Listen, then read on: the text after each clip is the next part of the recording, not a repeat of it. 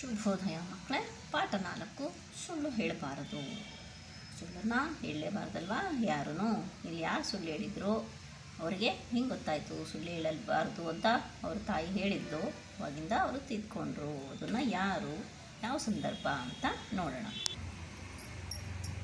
ಎಳೆಯವರಿದ್ದಾಗ ಪ್ರತಿಯೊಬ್ಬರು ಒಂದಲ್ಲ ಒಂದು ಸಂದರ್ಭದಲ್ಲಿ ಸುಳ್ಳು ಹೇಳಿಯೇ ಹೇಳಿರುತ್ತಾರೆ. ಸಣ್ಣವರಿದ್ದಾಗ ಒಂದಲ್ಲ ಒಂದು ಸಣ್ಣ ಮಕ್ಕಳಿಗೆ ಗೊತ್ತಾಗಲ್ಲ, ಸುಳ್ಳು ಹೇಳಿರ್ತಾರೆ. ಮಹಾತ್ಮ ಗಾಂಧಿ ಕೂಡ ಇದಕ್ಕೆ ಹೊರತಾಗಿರಲಿಲ್ಲ. ನಮಗೆ ಸ್ವಾತಂತ್ರ್ಯ ತಂದುಕೊಟ್ಟದಕ್ಕೆ ಮುಂದಾಳತ್ವ ವಹಿಸಿದಂತಹ ಮಹಾತ್ಮ ಗಾಂಧೀಜಿಯೂ ಸಹ ಇದಕ್ಕೆ ಹೊರತಾಗಿಲ್ಲ. ಅಂದರೆ ಅವರು ಸಹ ಸುಳ್ಳು ಹೇಳಿದರು ಸಣ್ಣವರಿದ್ದಾಗ ಅಂತ. ಗಾಂಧೀಜಿಯವರ ಬದುಕಿನಲ್ಲಿ ನಡೆದ ಘಟನೆಯೊಂದು ಮುಂದೆ ಅವರನ್ನು ಸುಳ್ಳು ಹೇಳದಂತೆ ಮಾಡಿತು. ಯಾವುದೋ ಒಂದು ಘಟನೆ ನಡೀತು, ಅವಾಗ ಸುಳ್ಳು ಹೇಳಿದರು. ಅದಾದಮೇಲಿಂದ ಅವ್ರು ಯಾವತ್ತೂ ಸುಳ್ಳು ಹೇಳಲೇ ಇಲ್ಲ. ಸರಿಯಾದ ಮಾರ್ಗದರ್ಶನ ಸಿಗಬೇಕಾದ ಸಂದರ್ಭದಲ್ಲಿ ಸಿಕ್ಕಿದರೆ ಎಂಥವರು ತಮ್ಮ ತಪ್ಪನ್ನು ತಿದ್ದಿಕೊಳ್ಳುತ್ತಾರೆ ಎಂಬುದು ಈ ಪಾಠದ ಆಶಯ. ಯಾವುದೋ ಒಂದು ಸಂದರ್ಭದಲ್ಲಿ ಯಾರೋ ತಪ್ಪು ಮಾಡಿರ್ತಾರೆ, ಆವಾಗ ಅವರಿಗೆ ಬೇಕಾದವರು, ತಿಳಿದಂಥವರು, ದೊಡ್ಡವರು ಅವರಿಗೆ ಸರಿಯಾಗಿ ಮಾರ್ಗದರ್ಶನ ಕೊಟ್ಟರೆ ಅವರು ಮುಂದೆ ಯಾವತ್ತೂ ಅಂತ ತಪ್ಪು ಮಾಡೋದಿಲ್ಲ. ಆ ಸಂದರ್ಭದಲ್ಲಿ ತಪ್ಪು ತಿದ್ಕೊಂಡ್ಬಿಟ್ರೆ ಮುಂದೆ ಯಾವತ್ತಿಗೂ ಅವರು ಆ ತಪ್ಪು ಮಾಡೋಕ್ಕೆ ಹೋಗಲ್ಲ ಅನ್ನೋದು. ಮತ್ತು ನಾವೆಲ್ಲರೂ ಯಾವಾಗಲೂ ಸುಳ್ಳು ಹೇಳಲೇಬಾರ್ದು ಅನ್ನೋದು ಈ ಪಾಠದ ಮುಖಾಂತರ ನಾವು ತಿಳ್ಕೊಬೇಕಾಗಿದೆ. ಪಾಠಕ್ಕೆ ಬರೋಣ. ಈ ಬಂದಿರೋರು ಬಳುವಾರು ಮಹಮ್ಮದ್ ಕುಯಿ ಅಂತ. ಪಾಠದ ನೋಡೋಣ ಈಗ. ಮಹಾತ್ಮ ಗಾಂಧೀಜಿಯವರು ಮಗುವಾಗಿ ಇದ್ದ ದಿನಗಳಲ್ಲಿ ಎಲ್ಲರೂ ಅವರನ್ನು ಮೋನು ಪಾಪು ಎಂದು ಕರೆಯುತ್ತಿದ್ದರು. ಮಹಾತ್ಮ ಗಾಂಧೀಜಿಯವರು ಸಣ್ಣವರಿರ್ಬೇಕಾದ್ರೆ ಅವರಿಗೆಲ್ಲರೂ ಅವ್ರ ಮನೆಗೆ ಮೋನು ಪಾಪು ಅಂತಲೇ ಕರಿತಾ ಇದ್ರು. ಮೋನು ಪಾಪುವಿನ ಅಮ್ಮನ ಹೆಸರು ಪುತಲಿಬಾಯಿ. ಮತ್ತು ಗಾಂಧೀಜಿ ಹೆಸರು ಗೊತ್ತಿದೆಯಲ್ಲ, ಗಾಂಧೀಜಿ ತಾಯಿ ಹೆಸರು ಪುತಲಿಬಾಯಿ. ಪ್ರತಿ ವರ್ಷವೂ ಮಳೆಗಾಲದ ನಂತರ ಬರುವ ಚಾತುರ್ಮಾಸದಲ್ಲಿ ಅವಳು ಉಪವಾಸ ವ್ರತವನ್ನು ನಿಷ್ಠೆಯಿಂದ ಆಚರಿಸುತ್ತಿದ್ದಳು. ಮಳೆಗಾಲ ಆದಮೇಲೆ ಚಾತುರ್ಮಾಸ ಅಂದರೆ 4 ತಿಂಗಳು ಉಪವಾಸ ವ್ರತ ಮಾಡ್ತಾ ಇರ್ತಾರೆ. ಅದನ್ನು ಅವರಮ್ಮ ನಿಷ್ಠೆಯಿಂದ, ಅಂದರೆ ಚಾಚು ತಪ್ಪದೆ ಏನೇನು ನಿಯಮಗಳನ್ನು ಪಾಲಿಸಬೇಕೋ ಅದೆಲ್ಲ ಪಾಲಿಸಿ ಆಚರಿಸ್ತಾ ಇದ್ಲು. ಎಷ್ಟೇ ಕಷ್ಟವಾದರೂ ವ್ರತದ ನಿಯಮದಂತೆ ಸೂರ್ಯೋದಯವಾಗುವುದನ್ನು ಕಣ್ಣಾರೆ ನೋಡದೆ ಊಟ ಮಾಡುತ್ತಿರಲಿಲ್ಲ. ಇವತ್ತೆಲ್ಲರೂ ಪೂಜೆ ಮಾಡಿ ಎಲ್ಲ ಆಗಿ ಇವತ್ತು ರಾತ್ರಿ ಕಳೆದು ಬೆಳಗ್ಗೆ ಸೂರ್ಯ ನೋಡೋ ತನಕ ಅವರು ಊಟ ಮಾಡ್ತಿರಲಿಲ್ಲ. ಅದೇ ವ್ರತದ ನಿಯಮ. ಆಗ ಸೂರ್ಯ ಕಾಣದೆ ಅವಳು ಯಾವತ್ತೂ ಊಟ ಮಾಡ್ತಾ ಇರಲಿಲ್ಲ.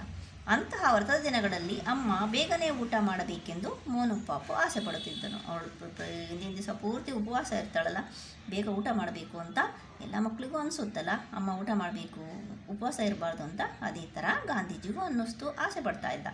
ಅದಕ್ಕಾಗಿ ಮೋನು ಪಾಪು ಬೆಳಗ್ಗೆ ಬೇಗನೆ ಎದ್ದು ಮನೆ ಎದುರು ಇದ್ದ ಎತ್ತರವಾದ ಮಣ್ಣಿನ ದಿಣ್ಣೆಯನ್ನು ಏರಿ ನಿಂತು ಪೂರ್ವ ದಿಕ್ಕಿನಲ್ಲಿ ಉದಯಿಸುವ ಸೂರ್ಯನನ್ನು ಎಲ್ಲರಿಗಿಂತ ಮೊದಲು ನೋಡಿ ಓಡಿ ಬಂದು ಅಮ್ಮನಿಗೆ ತಿಳಿಸುತ್ತಿದ್ದನು.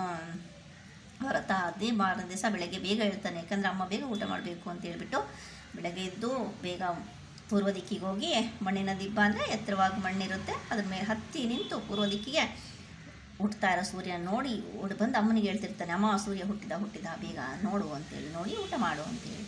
ಆಗ ಅವನ ಅಮ್ಮ ಹೊರಗೆ ಅಂಗಳಕ್ಕೆ ಬಂದು ಸೂರ್ಯನನ್ನು ಕಂಡು ಭಕ್ತಿಯಿಂದ ನಮಸ್ಕರಿಸಿ ಅನಂತರ ಊಟ ಮಾಡುತ್ತಿದ್ದಳು. ಆಗ ಮೋನು ಪಾಪುವಿಗೆ ಸಂತೋಷವಾಗುತ್ತಿತ್ತು. ಅವನು ಬೇಗ ಎದ್ದು ನೋಡ್ಕೊಂಬಂದು ಹೇಳಿದ ಮೇಲೆ ಅವರಮ್ಮ ಹೋಗಿ ಸೂರ್ಯದೇವನಿಗೆ ನಮಸ್ಕಾರ ಮಾಡಿ ಭಕ್ತಿಯಿಂದ ಆಮೇಲೆ ಊಟ ಮಾಡ್ತಿದ್ಲು. ಆ ಊಟ ಮಾಡಿದ ಮೇಲೆ ಆ ಪಾಪುಗೆ ಸಮಾಧಾನ ಆಗ್ತಾ ಇತ್ತು ಅವನಿಗೆ. ಆದರೆ ಕೆಲವು ದಿನಗಳಲ್ಲಿ ಉದಯಿಸುವ ಸೂರ್ಯನನ್ನು ಕಪ್ಪಾದ ಮೋಡಗಳು ಮರೆ ಮಾಡುತ್ತಿದ್ದುದರಿಂದ ಸೂರ್ಯ ಕಾಣದೆ ಅಮ್ಮ ಉಪವಾಸವನ್ನು ಮುಂದುವರಿಸುತ್ತಿದ್ದಳು. ಆದರೆ ಬಹಳ ಮಳೆಗಾಲ ಇದ್ದಾಗ ದಟ್ಟವಾದ, ಅಂದರೆ ಬಹಳಷ್ಟು ಮೋಡಗಳು, ಕಪ್ಪಾದ ಮೋಡಗಳಿದ್ದಾಗ ಸೂರ್ಯ ನಮಗೆ ಕಾಣೋದೇ ಇಲ್ಲ. ಸೂರ್ಯ ಹುಟ್ಟಿರ್ತಾನೆ, ಆದರೆ ನಮಗೆ ಕಾಣಿಸೋದಿಲ್ಲ. ಆದರೆ ಅವರಮ್ಮ ಏನು ಮಾಡ್ತಿದ್ಲು, ಸೂರ್ಯ ಹುಟ್ಟೋ ತನಕ ಅವಳು ಉಪವಾಸ ಮಾಡ್ತಾನೇ ಇದ್ಲು. ಅಂಥ ದಿನಗಳಲ್ಲಿ ಹಸಿವಿನಿಂದ ಅಮ್ಮ ಕಷ್ಟಪಡುವುದು ಮೋನು ಪಾಪುವಿಗೆ ಬೇಸರವನ್ನುಂಟು ಮಾಡುತ್ತಿತ್ತು. ಎಷ್ಟೊತ್ತಾದರೂ ಸೂರ್ಯೋದಯ ಕಾಣದೇ ಇದ್ದಾಗ ಮಳೆಗಾಲದಲ್ಲಿ ಮೋಡ ಬಹಳ ಇರುತ್ತಲ್ಲ, ಅವಾಗ ಕಾಣೋದಿಲ್ಲ. ಆವಾಗ ಅವರಮ್ಮ ಇನ್ನೂ ಊಟ ಮಾಡಿಲ್ಲ ಅಂತ ಅವನಿಗೆ ತುಂಬ ಬೇಜಾರಾಗ್ತಾ ಇತ್ತು. ಮೋನು ಪಾಪುವಿಗೆ 5 ವರ್ಷ ತುಂಬಿದ ದಿನ ಅವನಿಗೆ ಹೊಸ ಬಟ್ಟೆ ಹೊಲಿಸಿದ್ದರು. ಈಗ ಅವನು 5 ವರ್ಷ ತುಂಬುತ್ತೆ, ಅವನು ಹುಟ್ಟಿದ ಹಬ್ಬದ ದಿನ ಬರುತ್ತೆ, ಅವನಿಗೆ ಹೊಸ ಬಟ್ಟೆ ಹೊಲಿಸಿರ್ತಾರೆ ಅವ್ರ ಮನೆಯಲ್ಲಿ ಸಿಹಿ ಊಟ ತಯಾರಿಸಿದ್ದರು. ಮತ್ತು ಸಿಹಿ ಅಂದರೆ ಸ್ವೀಟ್ ಮಾಡಿರ್ತಾರೆ ಪಾಪು, ಎಲ್ಲರೂ ಊಟ ಮಾಡೋಣ ಅಂತ. ಮೋನು ಪಾಪು ಸಿಹಿ ಊಟ ಮಾಡಿ ಹೊಸ ಬಟ್ಟೆ ಧರಿಸುವ ಆತುರದಿಂದ ಇದ್ದನು. ಎಲ್ಲರಿಗೂ ಖುಷಿ ಅಲ್ವಾ ಹೊಸ ಬಟ್ಟೆ ಧರಿಸೋಕ್ಕೆ. ಅವನಿಗೆ ಅದೇ ಥರ ಅವನಿಗೂ ಇವತ್ತು ಸಿಹಿ ಊಟ ಮಾಡಿ ಹೊಸ ಬಟ್ಟೆ ಹಾಕೋಬೇಕು ಅಂತ ಇರ್ತಾನೆ. ಆದರೆ ಅಂದು ಮುಂಜಾನೆ ಅನಿರೀಕ್ಷಿತವಾಗಿ ಮಳೆ ಸುರಿದಿತ್ತು. ಪೂರ್ವ ದಿಕ್ಕಿನ ಆಕಾಶದಲ್ಲಿ ಕವಿದಿರುವ ಕಪ್ಪು ಮೋಡಗಳು ಸೂರ್ಯನನ್ನು ಮರೆ ಮಾಡಿದ್ದವು. ಆದರೆ ಅಂದ್ಕೊಂಡೇ ಇರಲ್ಲ ಅವತ್ತು ಮಳೆ ಬರುತ್ತೆ ಅಂತ. ಬೆಳಗಿನ ಜಾವದಲ್ಲೇ ಇದ್ದಕ್ಕಿದ್ದಂಗೆ ಮಳೆ ಬಂದ್ಬಿಡುತ್ತೆ. ಪೂರ್ವ ದಿಕ್ಕಿನೆಲ್ಲ ಕಪ್ಪು ಮೋಡಗಳು ಬಂದ್ಬಿಟ್ಟು ಸೂರ್ಯ ಹುಟ್ಟೋದು ಕಾಣದೇ ಇಲ್ಲ, ಮರೆ ಮಾಡಿಬಿಟ್ಟಿರ್ತವೆ. ಕಳೆದ 2 ದಿನಗಳಿಂದ ಜ್ವರ ಬರುತ್ತಿರುವ ಕಾರಣದಿಂದ ಅಮ್ಮ ಒಳಗಿನ ಕೋಣೆಯಲ್ಲಿ ಮಲಗಿದ್ದಳು. ಅವರಮ್ಮನಿಗೆ 2 ದಿವಸದಿಂದ ಜ್ವರ ಇರುತ್ತೆ. ಅವಳು ಹುಷಾರಿಲ್ಲದೆ ಮಲಗಿರ್ತಾಳೆ. ಆದರೂ ವ್ರತದಲ್ಲಿರುವ ಅಮ್ಮ ಸೂರ್ಯನ ನೋಡದೆ ಊಟ ಮಾಡಲು ಒಪ್ಪುವುದಿಲ್ಲ ಎಂಬುದು ಮೋನು ಪಾಪುವಿಗೆ ಗೊತ್ತಿತ್ತು. ಅಮ್ಮ ಹುಷಾರಿಲ್ಲ ಅಂದರೂ ಸಹ ವ್ರತ ಮಾಡ್ತಾ ಇರ್ತಾಳೆ. ವ್ರತದ ನಿಯಮದಂತೆ ಮಾರದಿವಸ ಸೂರ್ಯೋದಯ ಆದಮೇಲೆ ಸೂರ್ಯನ ನೋಡೇ ಊಟ ಮಾಡಬೇಕು. ಅದನ್ನು ಯಾವತ್ತಿದ್ರೂ ಅಮ್ಮ ಬಿಡೋದಿಲ್ಲ ಅಂತ ಅವನಿಗೆ ಸರಿಯಾಗಿ ಗೊತ್ತಿರುತ್ತೆ. ಕಾಯಿಲೆಯಿಂದ ಮಲಗಿರುವ ಅಮ್ಮ ಉಪವಾಸದಲ್ಲಿರುವಾಗ ತಾನೊಬ್ಬನೇ ಸಿಹಿ ಊಟ ಮಾಡುವುದು ಮೋನು ಪಾಪುವಿಗೆ ಇಷ್ಟವಿರಲಿಲ್ಲ. ಅಮ್ಮ ಹುಷಾರಿಲ್ಲ ಮತ್ತು ಅದ್ರ ಮೇಲೆ ಉಪವಾಸ ಮಾಡಿದಾಳೆ, ಆದರೆ ನಾನೊಬ್ಬನೇ ಹೆಂಗೆ ಸಿಹಿ ಊಟ ಮಾಡೋದು, ಬೇಡ ಅಮ್ಮನ ಊಟ ಮಾಡಿದ ಮೇಲೆ ಮಾಡೋಣ ಅಂತ ಅವನಿಗೆ ಅನಿಸ್ತಾ ಇರುತ್ತೆ. ಹಿಂದಿನ ರಾತ್ರಿ ಅಮ್ಮನಿಗೆ ಕಷಾಯ ಕುಡಿಸಿ ಹೋಗಿದ್ದ ವೈದ್ಯರು ಸ್ವಲ್ಪವಾದರೂ ಊಟ ಮಾಡಲೇಬೇಕು ಎಂದು ಅಮ್ಮನಿಗೆ ಹೇಳಿದ್ದನ್ನು ಮೋನು ಪಾಪು ಕೇಳಿಸಿಕೊಂಡಿದ್ದ. ಅವಳಿಗೆ ಹುಷಾರಿರಲಿಲ್ಲ. ಅವಾಗ ವೈದ್ಯರು ಬಂದು ಅವರಮ್ಮನಿಗೆ ಕಷಾಯ ಮಾಡಿಕೊಡ್ತಾರೆ. ಅಂದರೆ ಔಷಧಿ, ಅಂದರೆ ಗಿಡಮೂಲಿಕೆಗಳಿಂದ ತಯಾರಿಸಿದ ಔಷಧಿನ ಕೊಟ್ಟೋಗಿ ನೀವೆಷ್ಟಾದರೂ ಸ್ವಲ್ಪ ಊಟ ಮಾಡಲೇಬೇಕು, ಹಂಗೆ ಉಪವಾಸ ಇರಬಾರ್ದು ಅಂತ ಹೇಳೋಗಿದ್ದನ್ನು ಇವನು ಕೇಳಿಸ್ಕೊಂಡಿರ್ತಾನೆ. ಮೋನು ಪಾಪುವಿಗೆ ಗೊತ್ತಿತ್ತು, ಯಾರು ಏನು ಹೇಳಿದರೂ ಪೂರ್ವ ದಿಕ್ಕಿನಲ್ಲಿ ಉದಯಿಸುವ ಸೂರ್ಯನನ್ನು ಕಣ್ಣಾರೆ ಕಾಣದೆ ಅಮ್ಮ ಊಟ ಮಾಡಲು ಒಪ್ಪುವುದಿಲ್ಲ ಎಂದು. ಅವನಿಗೆ ಗೊತ್ತಿತ್ತು, ಯಾರು ಏನು ಹೇಳಿದರೂ ಸಹ ವ್ರತದ ನಿಯಮ ಮುರಿಯೋದಿಲ್ಲ. ಅಮ್ಮ ಪೂರ್ವದಲ್ಲಿ ಸೂರ್ಯ ಹುಟ್ಟಿದ ಮೇಲೇ ಅವಳು ಊಟ ಮಾಡೋದು ಅಂತೇಳಿ. ಆದರೆ ಸೂರ್ಯ ಉದಯಿಸುವುದಕ್ಕೆ ಕಾಣಲು ಧೋ ಎಂದು ಸುರಿಯುತ್ತಿರುವ ಮಳೆ ನಿಂತು ಕಪ್ಪು ಮೋಡ ಕರಗಬೇಕು, ಆಕಾಶ ತಿಳಿಯಾಗಿ ಕಾಣಿಸಬೇಕು. ಈಗ ಸೂರ್ಯ ಹುಟ್ಟಬೇಕು ಅಂದರೆ ಏನು ಮಾಡಬೇಕು, ಮಳೆ ನಿಲ್ಲಬೇಕು, ಮೋಡ ಸರಿಬೇಕು, ಆಮೇಲೆ ಆಕಾಶದಲ್ಲಿ ನಾವು ಸೂರ್ಯನನ್ನು ನೋಡಬೇಕು ಅಂಥ ಸಂದರ್ಭ ಇರುತ್ತೆ. ಆದರೆ ಮೋಡಗಳು ಕರಗುವ ಸೂಚನೆಗಳು ಕಾಣಿಸುತ್ತಿರಲಿಲ್ಲ. ಆದರೆ ಮೋಡ ಮರೆಯಾಗ ಯಾವುದೇ ಲಕ್ಷಣಗಳು ಕಾಣಿಸ್ತಾ ಇರಲಿಲ್ಲ. ಬೇಸರಗೊಂಡ ಮೋನು ಪಾಪು ಈ ವಿಷಯವನ್ನು ಅವನ ಅಕ್ಕ ಲಲಿತಳ ಹತ್ತಿರ ಚರ್ಚೆ ಮಾಡಿದನು. ಅವ್ರ ಅಕ್ಕ ಇರ್ತಾಳೆ, ಅವ್ರ ಹತ್ರ ಹೋಗಿ ನೋಡು ಹಿಂಗಾಗ್ಬಿಟ್ಟಿದೆ, ಮೋಡ ಮುಚ್ಕೊಂಡ್ಬಿಟ್ಟಿದೆ, ಸೂರ್ಯ ಕಾಣ್ತಾ ಇಲ್ಲ, ಅಮ್ಮ ಊಟ ಮಾಡೋಂಗಿಲ್ಲ, ಹುಷಾರು ಬೇರೆ ಇಲ್ಲ, ಏನು ಮಾಡೋದು ಅಂತ ಮಾತಾಡ್ಕೊಳ್ತಾರೆ. ಅಮ್ಮ ಊಟ ಮಾಡುವಂತೆ ಅವರಿಬ್ಬರು ಒಂದು ಉಪಾಯ ಹೊಡಿದರು. ಅವ್ರಿಗೆ ಅನ್ಸುತ್ತೆ ಹಿಂಗಾದ್ರೆ ಮಾಡಮ್ಮ ಊಟ ಮಾಡಬೇಕು ಅಂತೇಳಿ ಒಂದು ಉಪಾಯನ ಅನ್ಕೋತಾರೆ. ಏನದು ನೋಡೋಣ. ಇಬ್ಬರು ಅಂಗಳಕ್ಕೆ ಹೋದರು. ಇಬ್ಬರು ಅಂಗಳಕ್ಕೆ ಹೋಗ್ತಾರೆ. ಮೋಡಗಳ ಮರೆಯಲ್ಲಿ ಸೂರ್ಯನು ಕಾಣುವುದು ಹೋಗಲಿ, ಸೂರ್ಯನ ಕಿರಣಗಳೂ ಕಾಣಿಸುತ್ತಿರಲಿಲ್ಲ. ಇಡೀ ಸೂರ್ಯನೂ ಕಾಣಿಸ್ತಾ ಇರಲಿಲ್ಲ. ಅವನಷ್ಟು ಅಲ್ಲ, ಒಂದು ಕಿರಣ ಸಹ ಹೊರಗಡೆ ಬರೋದು ಅವನಿಗೆ ಕಾಣಲೇ ಇಲ್ಲ. ಅದು ಸಹ ಅಷ್ಟೊಂದು ಮೋಡ ಮುಚ್ಚಿತ್ತು. ಆದರೆ ಮೊದಲೇ ನಿರ್ಧರಿಸಿದಂತೆ ಮನೆಯ ಜಗುಲಿಯಲ್ಲಿ ನಿಂತು ಒಳಮನೆಯಲ್ಲಿರುವ ಅಮ್ಮನಿಗೆ ಕೇಳಿಸುವಂತೆ, ಓಹ್ ಸೂರ್ಯ ಉದಯಿಸಿದ, ಸೂರ್ಯ ಕಾಣಿಸಿದ ಎಂದು ಸುಳ್ಳೆ ಕುಳಿಸಿದರು.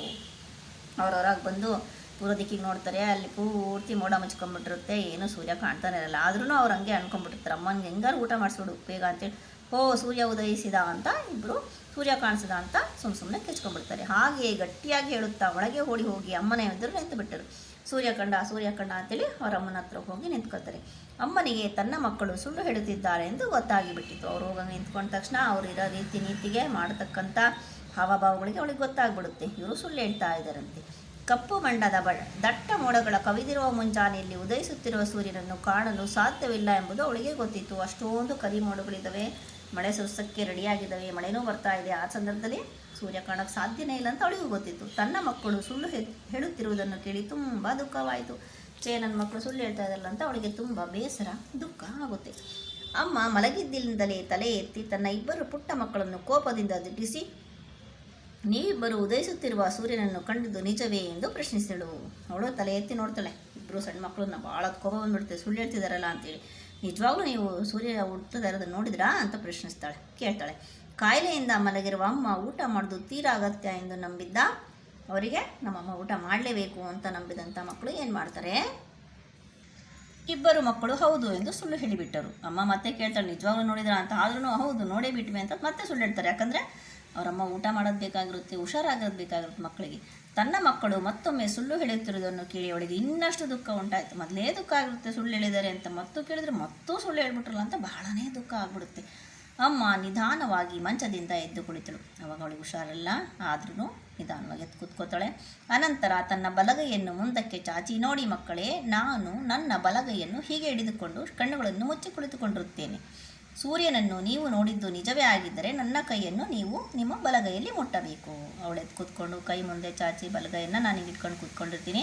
ಈ ಸೂರ್ಯನನ್ನು ನೀವು ನೋಡಿದ್ದೇ ಆದರೆ ನೀವು ನನ್ನ ಬಲಗೈಯನ್ನು ಮುಟ್ಟಬೇಕು, ಬಲಗೈಯಿಂದ ನನ್ನನ್ನು ಮುಟ್ಟಬೇಕು. ನೀವು ಹೇಳುತ್ತಿರುವ ಸುಳ್ಳಾಗಿದ್ದರೆ ನನ್ನ ಕೈಯನ್ನು ನಿಮ್ಮ ಎಡಗೈಯಿಂದ ಮುಟ್ಟಬೇಕು. ನೀವೇನಾದ್ರು ಸುಳ್ಳು ಹೇಳ್ತಾ ಇದ್ದೀರಾ ಅಂದರೆ ನೀವು ಎಡಗೈಯಿಂದ ನನ್ನ ಕೈ ಮುಟ್ಟ್ರಿ, ನಿಜನೇ ಹೇಳ್ತಾ ಇದ್ದೀರಿಂದ ಬಲಗೈಯಿಂದ ನನ್ನ ಕೈ ಮುಟ್ಟ್ರಿ. ನೀವು ನಿಮ್ಮ ಯಾವ ಕೈಯಲ್ಲಿ ಮುಟ್ಟುತ್ತೀರಿ ಎಂಬುದು ನನಗೆ ಗೊತ್ತಾಗುವುದಿಲ್ಲ. ಅವರಿಗೆ ಕಣ್ಣು ಮುಚ್ಕೊಂಡಿದ್ರೆ ಯಾವ ಕೈಯಲ್ಲಿ ಮುಟ್ಟಿದ್ದಾರೆ ಅಂತ ಗೊತ್ತಾಗಲ್ಲಲ್ವಾ. ಅವಳು ಹೇಳ್ತಾಳೆ, ನನಗೆ ಗೊತ್ತಾಗೋದಿಲ್ಲ, ಆದರೆ ನನ್ನ ಒಳ್ಳೆಯ ಮುದ್ದು ಮಕ್ಕಳು ಸುಳ್ಳು ಹೇಳಿ ನನ್ನನ್ನು ಮುಟ್ಟುವುದಿಲ್ಲ ಎಂದು ನಂಬಿದ್ದೇನೆ ಎಂದು ಹೇಳಿ ಕಣ್ಣು ಮುಚ್ಚಿ ಕುಳಿತುಕೊಂಡಳು. ಅದಕ್ಕೆ ನಮ್ಮಿಬ್ಬರು ಮಕ್ಕಳು ತುಂಬ ಒಳ್ಳೆಯವರಿದ್ದಾರೆ, ಸುಳ್ಳು ಹೇಳಿ ನಾನು ಮುಟ್ಟೋದಿಲ್ಲ ಅಂತ ಹೇಳಿಬಿಟ್ಟು ಅವಳು ಕಣ್ಣು ಮುಚ್ಕೊಂಡು ಕೂತ್ಕೊಂಡ್ಬಿಡ್ತಾಳೆ. ಮೋನು ಪಾಪು ಅಕ್ಕನ ಮುಖ ನೋಡಿದನು. ತಪ್ಪು ಮಾಡಿದವಳಂತೆ ಅವಳು ನಾಚಿಕೆಯಿಂದ ತಲೆ ತಗ್ಗಿಸಿ ನಿಂತಿದ್ದಳು. ಅಕ್ಕನ ಮುಖ ನೋಡ್ತಾಳೆ, ಏನು ಮಾಡೋದೀಗ ಅಂತೇಳಿ. ಅವಳಿಗೂ ಗೊತ್ತಾಗುತ್ತೆ ನಾವು ತಪ್ಪು ಮಾಡಿಬಿಟ್ಟಿದ್ವಲ್ಲ ಅಂತ. ಅವಳಿಗೆ ತುಂಬ ನಾಚಿಕೆಯಾಗಿ ತಲೆ ತಗ್ಗಿಸ್ಕೊಂಡು ನಿಂತ್ಕೊಂಡ್ಬಿಟ್ಟಿರ್ತಾಳೆ. ಇಬ್ಬರಿಗೂ ತಮ್ಮ ತಪ್ಪಿನ ಅರಿವಾಗಿತ್ತು. ಇಬ್ಬರಿಗೂ ಗೊತ್ತಾಯಿತು ನಾವು ಸುಳ್ಳು ಹೇಳಿದ್ವಿ ಅಮ್ಮನಿಗೆ ಅಂತೇಳಿ. ಇಷ್ಟು ಒಳ್ಳೆಯ ಅಮ್ಮನ ಬಳಿ ಸುಳ್ಳು ಹೇಳಿದ್ದಕ್ಕಾಗಿ ಅವರಿಬ್ಬರಿಗೂ ತುಂಬ ನಾಚಿಕೆ ಉಂಟಾಯಿತು. ಅವರ ಅಮ್ಮನಿಗೆ ನೋಡಿ, ಯಾರು ಅವರು ಸುಳ್ಳು ಹೇಳ್ತಾ ಇದ್ದಾರೆ ಅಂತ ಗೊತ್ತು, ಆದರೆ ಅವರು ಹೇಳಿದಾರ ಬಿಟ್ಟಿದಾರ ಅಂತ ಅವಳಿಗೆ ಯಾವ ಕೈಯಿಂದ ಮುಟ್ಟಿದ್ರು ಗೊತ್ತಾಗಲ್ವಲ್ಲ. ಕಣ್ಣು ಮುಚ್ಕೊಂಡಿರ್ತಾಳೆ. ಅಂದರೆ ಮಕ್ಕಳಿಗೆ ನೋವಾಗಬಾರ್ದು, ತಪ್ಪು ತಿದ್ಕೋಬೇಕು ಅಂತೇಳಿ ಈ ಥರ ಅವಳು ಮಾಡಿರ್ತಾಳೆ. ಸುಳ್ಳು ಹೇಳಿ ಅಮ್ಮನ ಕೈ ಮುಟ್ಟಲು ಭಯವಾಯಿತು. ಅವರಿಗೂ ಭಯ ಆಗುತ್ತೆ ಸುಳ್ಳು ಹೇಳ್ಬಿಟ್ಟು ಅಮ್ಮನ ಕೈ ಮುಟ್ಟಕ್ಕೆ. ಬಹಳ ಹೊತ್ತು ದಾಟಿದರೂ ತನ್ನ ಕೈಯನ್ನು ಯಾರೂ ಮುಟ್ಟಲು ಬಾರದಿದ್ದಾಗ ಸುಳ್ಳು ಹೇಳಿದ್ದ ಮಕ್ಕಳು ಈಗ ಪಶ್ಚಾತ್ತಾಪ ಪಡುತ್ತಿದ್ದಾರೆ ಎಂದು ತಿಳಿಯಿತು. ಎಷ್ಟೊತ್ತಾದರೂ ಯಾರೂ ಕೈ ಮುಟ್ಟಲೇ ಇಲ್ಲ. ಆಗ ಅವರ ಅಮ್ಮನಿಗೆ ಅನಿಸುತ್ತೆ, ಹೌದು ಮಕ್ಕಳಿಗೆ ಗೊತ್ತಾಗಿದೆ ನಾನು ಸುಳ್ಳು ಹೇಳಿದ್ದು ತಪ್ಪಾಯಿತು ಅಂತ. ಅದಕ್ಕೆ ಅವರು ಪಶ್ಚಾತ್ತಾಪ ಅಂದರೆ ತಪ್ಪಾಗಿದ್ದಕ್ಕೆ ಯೋಚನೆ ಮಾಡ್ತಾರೆ, ಹೌದು ನಾವು ತಪ್ಪು ಮಾಡಿದ್ದೀವಲ್ಲ ಅಂತ, ಅದನ್ನು ಮುಂದೆ ಮಾಡಬಾರ್ದು ಅಂತ. ಸಂತೋಷಪಟ್ಟ ಅಮ್ಮ ಕಣ್ಣು ತೆರೆದಳು. ಅವಳು ಕಣ್ಣು ತೆರೀತಾಳೆ. ಇಬ್ಬರು ಮಕ್ಕಳನ್ನು ಹತ್ತಿರ ಕರೆದು ಅಪ್ಪಿಕೊಂಡು ಮುದ್ದು ಮಾಡಿದಳು. ಅವರನ್ನು ತಪ್ಕೊಂಡ್ಬಿಟ್ಟು ಮುದ್ದು ಮಾಡ್ತಾಳೆ. ಏನಂತ, ಯಾವುದೇ ಕಾರಣಕ್ಕೂ ಸುಳ್ಳು ಹೇಳಬಾರದು ಮಕ್ಕಳೇ ಎಂದು ಹೇಳಿದಳು. ಅದಕ್ಕೆ ಅವಳಿಗೆ ಮುದ್ದು ಮಾಡಿದ್ಲಂದರೆ ಗೊತ್ತಾಗುತ್ತೆ ತಪ್ಪು ಅರಿವಾಗಿದೆ, ಅದಕ್ಕೆ ನನ್ನ ಕೈ ಮುಟ್ಟಿಲ್ಲ, ಮಕ್ಕಳು ಒಳ್ಳೆ ದಾರಿಲಿ ಹೋಗ್ತಾರೆ ಅಂತೇಳಿ ಅವಳು ಮತ್ತೆ ಹೇಳ್ತಾಳೆ, ಯಾವುದೇ ಕಾರಣಕ್ಕೂ ನೀವು ಸುಳ್ಳು ಹೇಳಬಾರ್ದು ಅಂತ. ಮೋನು ಪಾಪು ಅಂದೇ ಶಪಥ ಮಾಡಿದರು, ಏನೇ ಕಷ್ಟ ಬಂದರೂ ಇನ್ನು ಮುಂದೆ ನಾವು ಸುಳ್ಳು ಹೇಳುವುದಿಲ್ಲ. ಅದಕ್ಕೆ ಅವತ್ತೇ ಅನ್ಕೊಂತ ಶಪಥ ಅಂದರೆ ಅದನ್ನು ಮಾಡೇ ಮಾಡ್ತೀವಿ ಪಟ್ಟು ಬಿಡ್ದಂಗೆ ಅಂತ. ಏನೇ ಕಷ್ಟ ಬಂದರೂ ಇನ್ನು ಮುಂದೆ ನಾವು ಸುಳ್ಳು ಹೇಳೋದಿಲ್ಲ ಅಂತ ಅವನು ಶಪಥ ಮಾಡ್ತಾನೆ. ನಾವು ಸಹ ಮಕ್ಕಳೇ ಯಾವುದೇ ಸಂದರ್ಭ ಇರಲಿ, ಎಂಥದೇ ಸಂದರ್ಭ ಇರಲಿ, ಯಾವುದೇ ಆಗಲಿ ಸುಳ್ಳು ಹೇಳ್ದೆ ಯಾವಾಗಲೂ ಸತ್ಯವನ್ನೇ ನುಡಿಬೇಕು.